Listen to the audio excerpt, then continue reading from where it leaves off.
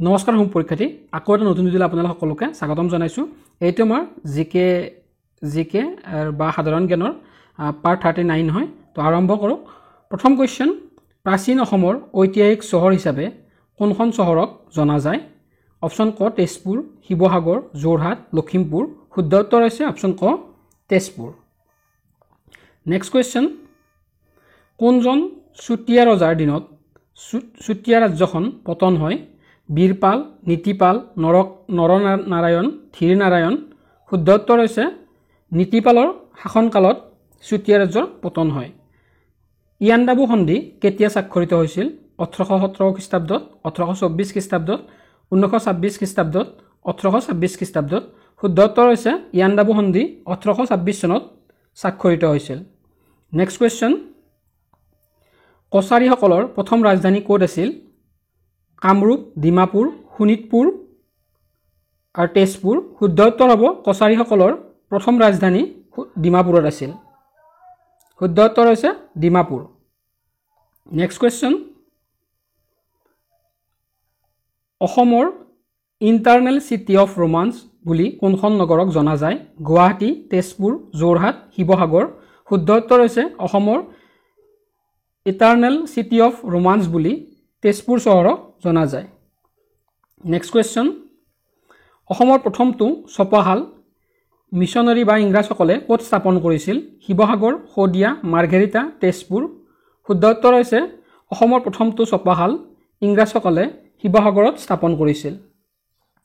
Next question, Assam সাহিত্য সভাৰ 2020 বৰ্ষৰ অধিৱেশন ক'ত অনুষ্ঠিত হৈছিল?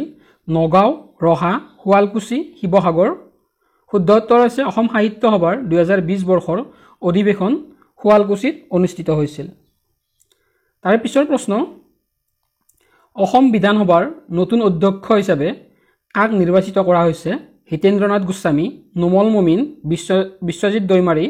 শুদ্ধ উত্তৰ হৈছে অসম বিধানসভাৰ নতুন অধ্যক্ষ হিচাপে বিশ্বজিৎ দৈমাৰীক নিয়োগ কৰা হৈছে। শুদ্ধ উত্তৰ হৈছে বিশ্বজিৎ দৈমাৰী আৰু নোমল মমিন হৈছে উপাধ্যক্ষ, মনত ৰাখিব। তাৰে পিছৰ প্ৰশ্ন, ডক্টৰ হিমন্ত বিশ্ব শৰ্মা অসমৰ কিমানতম মুখ্যমন্ত্ৰী? 14তম, 15তম, 16তম, 13তম। শুদ্ধ উত্তৰ হৈছে ডক্টৰ হিমন্ত বিশ্ব শৰ্মা অসমৰ 15তম মুখ্যমন্ত্ৰী। তাৰে পিছৰ প্ৰশ্ন, কোনজন আহোম ৰজাৰ দিনত মোৱামৰীয়া বিদ্ৰোহ হৈছিল? লক্ষী সিংহ, চুহুংমুং, চুকাফা, প্ৰমত্ত সিংহ। শুদ্ধ উত্তৰ হৈছে আহোম ৰজা লক্ষ্মী সিংহৰ সময়ত মোৱামৰীয়া বিদ্ৰোহ সংঘটিত হৈছিল আৰু মোৱামৰীয়া বিদ্ৰোহ সংঘটিত হৈছিলে 1769 চনত, মনত ৰাখিব। তাৰে পিছৰ প্ৰশ্ন, নৰিয়া ৰজা হিচাপে কোনজন আহোম ৰজাক জনা যায়? চুডাংফা, চুতেওফা, চুটিংফা, ওপৰে এজনো নহয়। শুদ্ধ উত্তৰ হৈছে নৰিয়া ৰজা বুলি আহোম ৰজাৰ চুটাংফাক জনা যায়। অপশ্যন গ হৈছে শুদ্ধ উত্তৰ।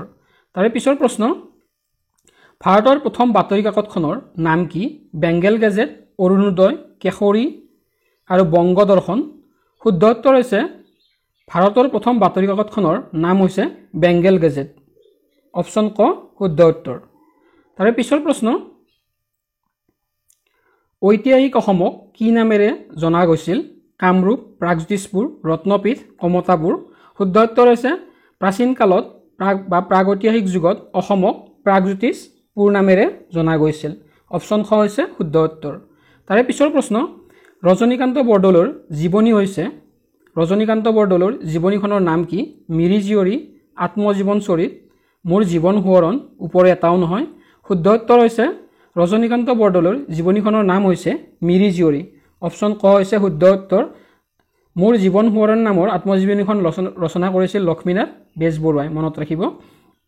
তাৰে পিছৰ প্ৰশ্ন, নামঘোষা কোনে ৰচনা কৰিছিল? মাধৱদেৱ, মাধৱ কন্দলী, শ্ৰীমন্ত শংকৰদেৱ, ওপৰে এজনো নহয়। শুদ্ধ উত্তৰ হৈছে নামঘোষা ৰচনা কৰিছিলে শংকৰদেৱে, মনত ৰাখিব। শুদ্ধ উত্তৰ হৈছে নামঘোষা ৰচনা কৰিছিল শংকৰদেৱ। অপশ্যন গ হৈছে শুদ্ধ উত্তৰ।